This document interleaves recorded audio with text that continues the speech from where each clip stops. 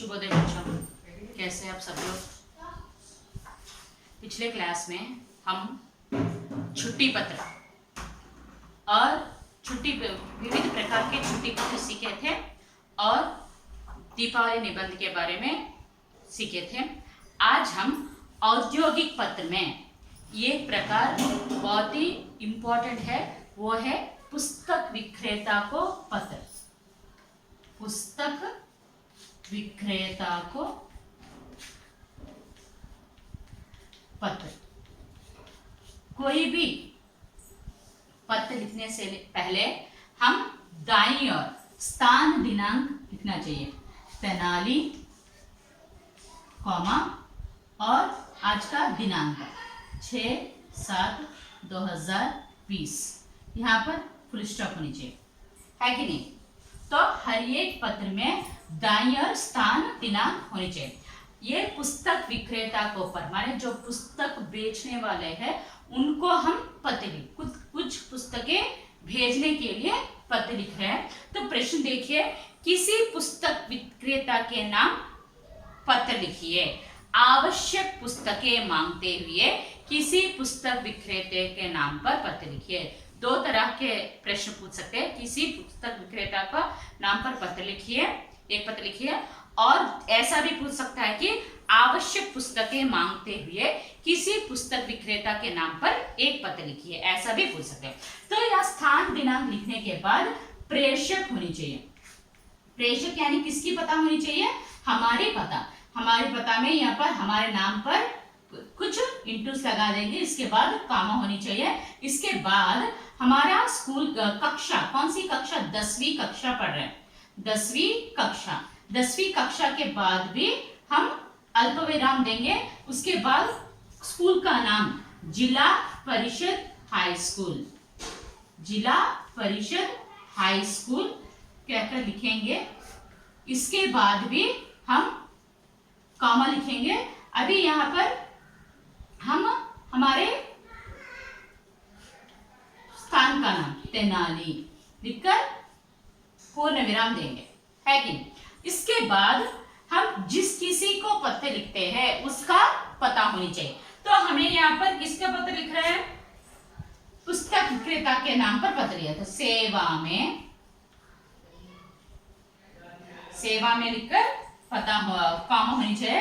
व्यवस्थापक जी, व्यवस्थापक जी यानी जो पुस्तकों का निर्माण करने वाला, व्यवस्थापक जी माने उस शॉप का निर्माण। व्यवस्थापक जी कामा दक्षिण भारत हिंदी प्रचार सभा।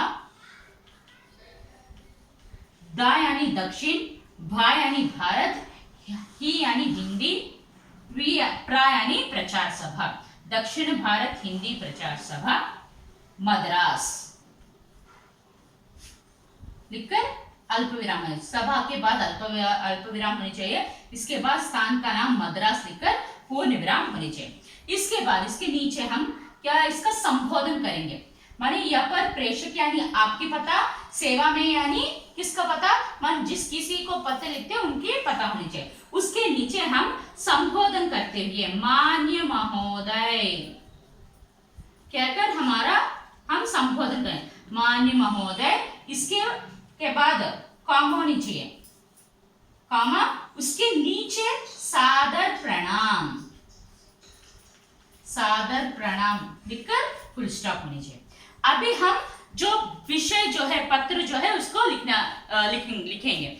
देखिए, निम्नलिखित पुस्तकें ऊपर दिए गए मेरे पते पर बीपीपी के जरिए शीघ्र भेजने की कृपा करें।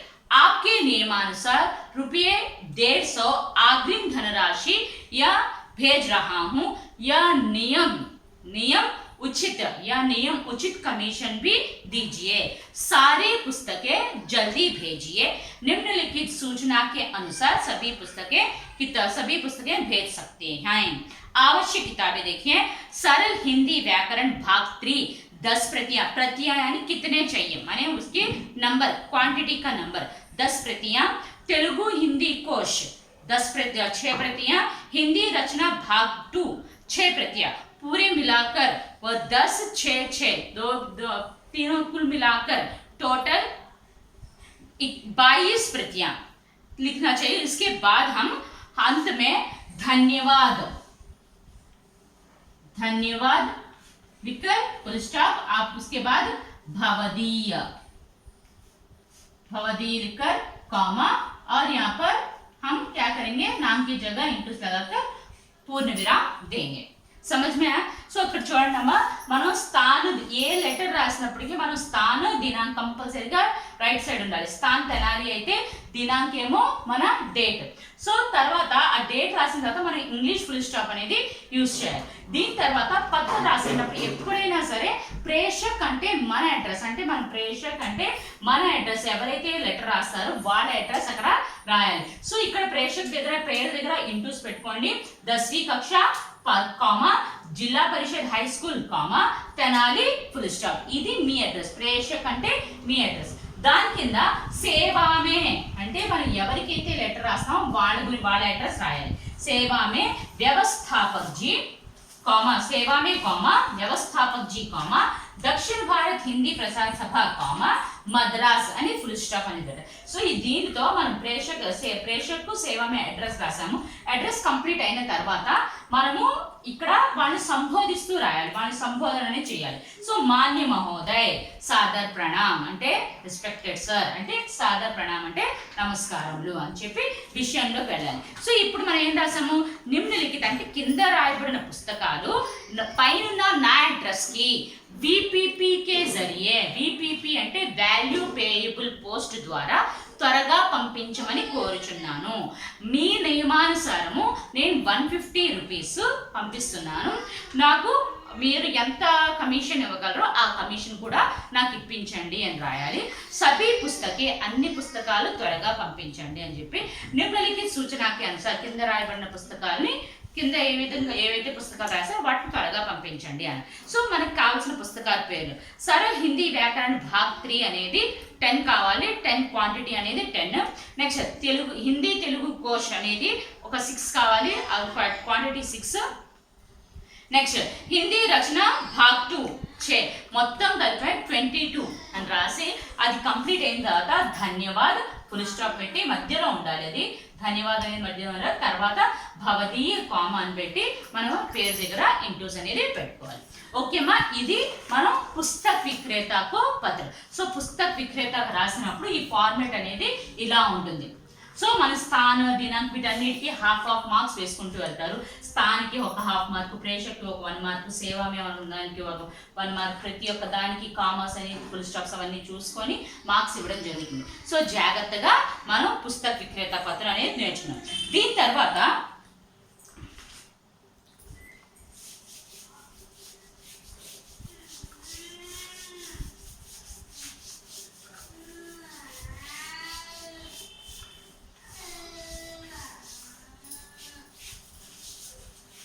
इसके बाद हम शिकायत पत्र देखेंगे. शिकायत पत्र,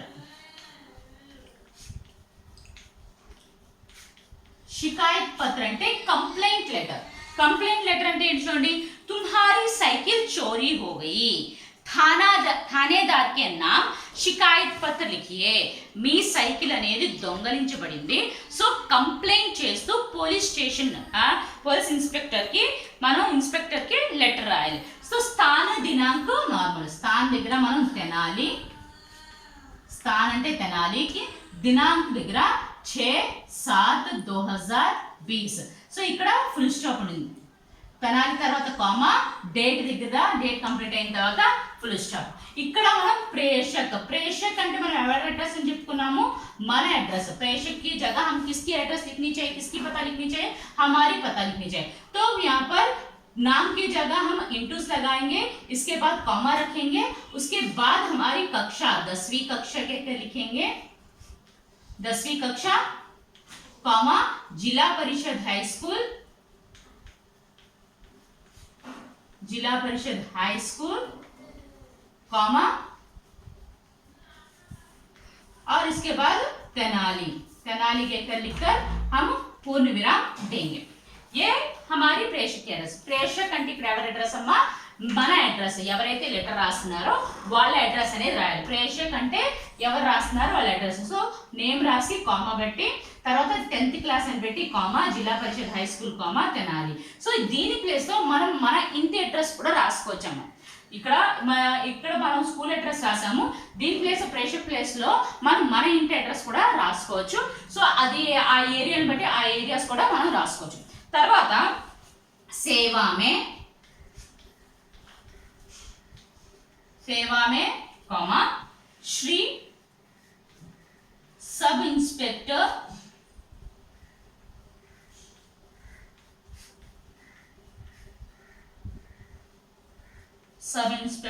साहब कॉमा 2 टाउन पुलिस स्टेशन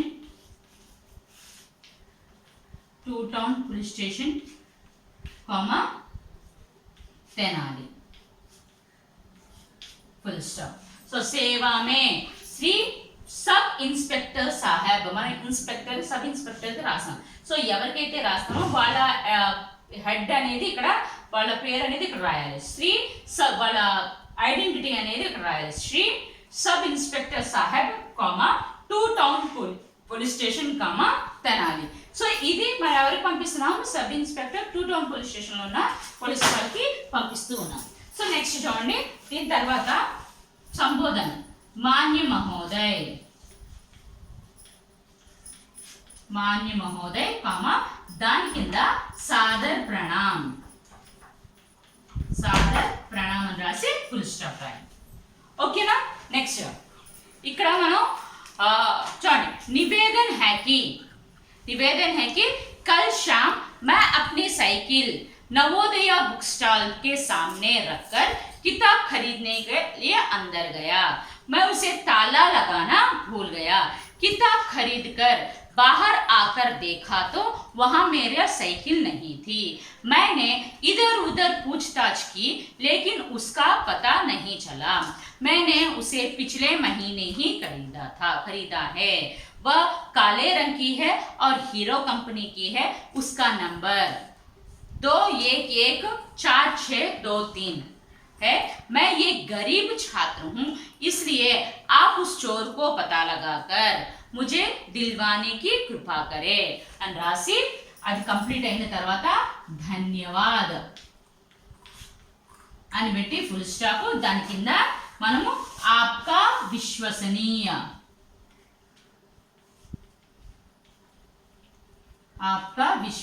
అని పెట్టి కామా ఆ తర్వాత ఇంటూస్ పెట్టి మనం ఫుల్ స్టాప్ పెట్టుకోవాలి. అర్థమైందమ్మా?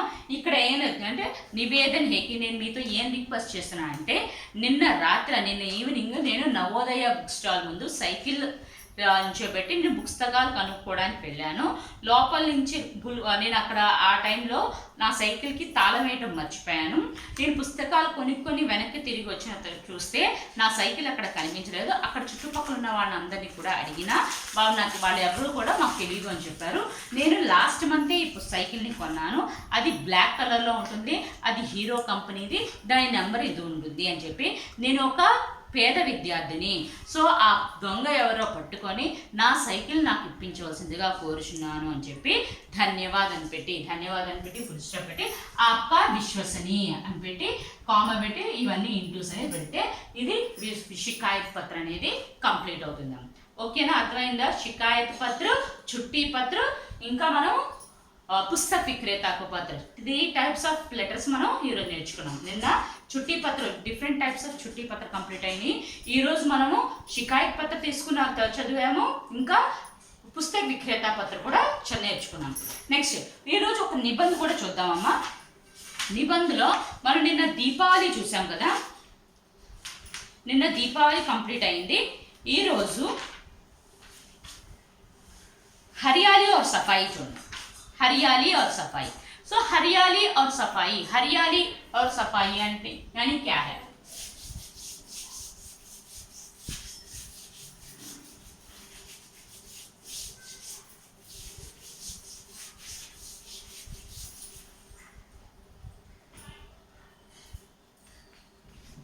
निबंध हरियाली हरियाली और सफाई। हरियाली और सफाई, हरियाली माने क्या है? ग्रीनरी, और सफाई यानी क्लीनलीनेस। तो यहाँ पर प्रस्तावना देखिए, मानव को जीने के लिए हरियाली और सफाई का अत्यंत आवश्यक है। हरियाली और सफाई की उपेक्षा करने से मानव का जीवन दुखमय तथा अस्वस्थ बन सकता है। मानव को स्वस्थ तथा आनंदमय जीवन बिताने के लिए इन दोनों की ओर ध्यान देना चाहिए। సో మనిషి అనేవాడు జీవించడానికి గ్రీనరీ ఇంకా సఫాయి అనేది చాలా అవసరం. గ్రీనరీ కానీ క్లీన్లీనెస్ అనేది మనం నెగ్లెక్ట్ చేస్తే మనిషి జీవితము దుఃఖప్రాయంగా మారుతుంది. ఇంకా మనిషి అనేవాడు చాలా అనారోగ్యానికి గురి అవుతాడు. అంటే గ్రీనరీ లేకపోయినా క్లీన్లీనెస్ లేకపోయినా మనం దేని బారిన పడతాము? రోగాల బారిన పడతాము. సో మనిషి అనేవాడు హెల్తీగా హ్యాపీగా ఉండాలి అంటే మనం ఈ రెండు విషయాల మీద ఎక్కువ కాన్సన్ట్రేషన్ చేయాలి. అంటే గ్రీనరీ ఇంకా క్లీన్లీనెస్ మీద ఎక్కువ ఫోకస్ చేయాలి. విషయ విశ్లేషణ చూడండి. हरियाली मन को तथा आंखों को सुख पहुंचाती है।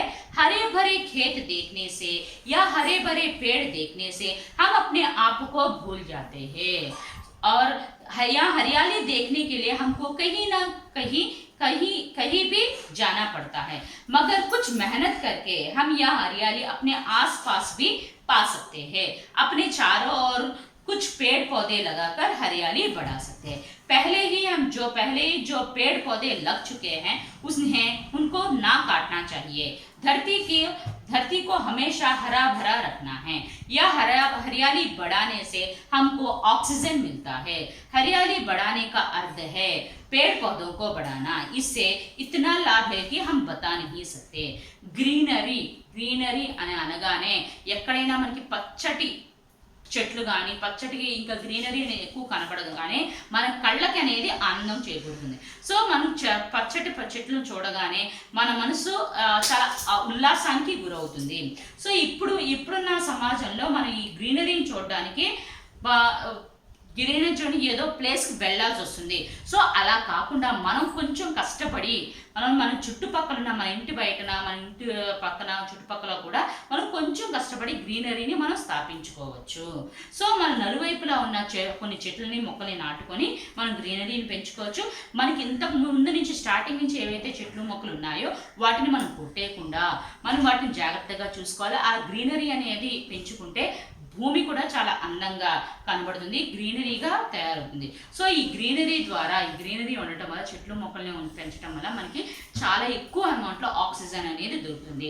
హరియాలి బడానీ కా అర్థ హై. హరియాలి అంటే ఏంటంటే మనం చెట్లని మొక్కల్ని పెంచడం. సో ఈ హరియాలి వల్ల మనకి ఎంత లాభం చేకూరుతుందంటే ఎంత లాభం వస్తుందంటే మన మాటల్లో కూడా చెప్పలేం. గ్రీనరీ అనేది పెంచుకుంటే మనం చాలా విషయాల్ని అంటే మనం చాలా హెల్తీగా కూడా తయారవ్వచ్చు, మనం హ్యాపీగా కూడా లైఫ్ని లీడ్ చేయగలం. నెక్స్ట్ सफाई का अर्थ होता है स्वच्छता. सफाई అంటే क्लीनलीनेस.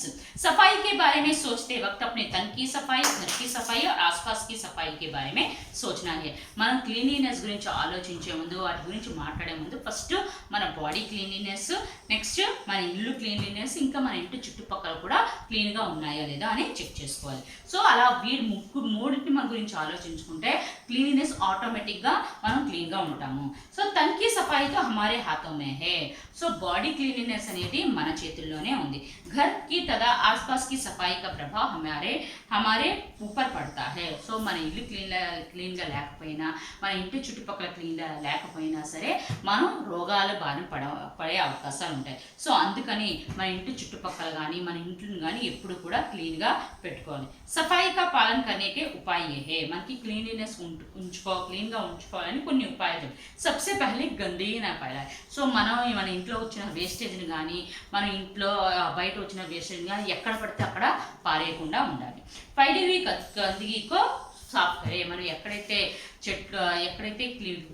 వేస్టేజ్ అనేది పడి ఉందో దాన్ని ప్రతిరోజు మనం క్లియర్ చేసుకుంటూ ఉండాలి. కూడా కచరా జహా తహా నా ఫేకే. మాకు ఇంకొక మెయిన్ పాయింట్ ఏంటంటే మన చెత్తా చెదారం అనేది ఎక్కడ పడితే అక్కడ వేయకుండా ఒక డస్ట్బిన్ అనేది పెట్టుకొని ఆ డస్ట్బిన్లో వేసుకోవాలి. సో हमारे बुजुर्ग यहाँ बताते हैं कि जहाँ सफाई रहती है वहाँ लक्ष्मी के आगमन होता है. సో మన పెద్దవాళ్ళు ఏం చెప్పారంటే జహా సఫాయి అది ఎక్కడైతే క్లీనినెస్ ఉంటుందో అక్కడ లక్ష్మి తాండవం చేస్తుంది అని. సో उपसंहार. इस प्रकार हम इन नियमों का पालन करके अपने आयु को भी बढ़ा सकते हैं. మనం గ్రీనరీని ఇంకా క్లీనినెస్ పెంచుకుంటే మనం మన ఆయుష్ను కూడా పెంచుకోవచ్చు. సో ఏక్ నారా हमको मालूम ही है. సో మనకు ఒక స్లోగన్ కూడా తెలుసు, వృక్షో రక్షతి రక్షితః. వృక్షాన్ని మనం రక్షిస్తే ఆ వృక్షాలు మనల్ని రక్షిస్తాయి. ఘర్కి సఫాయి సబ్కి భలాయి. మనం ఇల్లుని క్లీన్గా పెట్టుకుంటే మన ఇంట్లో ఫ్యామిలీ మెంబర్స్ అందరూ కూడా హ్యాపీగా లైఫ్ని లీడ్ చేయగలరు, ఎలాంటి రోగాలు లేకుండా హ్యాపీగా ఉండగలరు. ఓకే అమ్మా, అర్థమైందా? ఈరోజు హోంవర్క్ హరియాలి और సఫాయి ఒకటి, నెక్స్ట్ పత్ర షికాయత్ పత్ర, పుస్తక విక్రేత పత్ర, ఈ మూడు ఒకసారి చూడండి.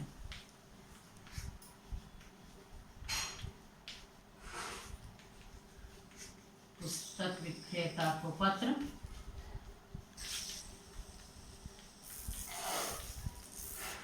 शिकायत पत्र,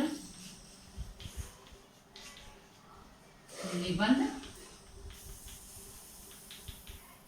हरियाली और सफाई. ఎప్పటికప్పుడు వర్క్ అనేది కంప్లీట్ చేసుకోండమ్మా, బర్డెన్ అవ్వకుండా ఉంటుంది. ఓకేనమ్మా? హోంవర్క్ పుస్తక విక్రేత పత్ర, షికాయత్, హరియాలి और सफाई చదివి చూడకుండా హోంవర్క్ బుక్స్లో రాసుకోండి. ఓకే, థ్యాంక్ యూ అమ్మా.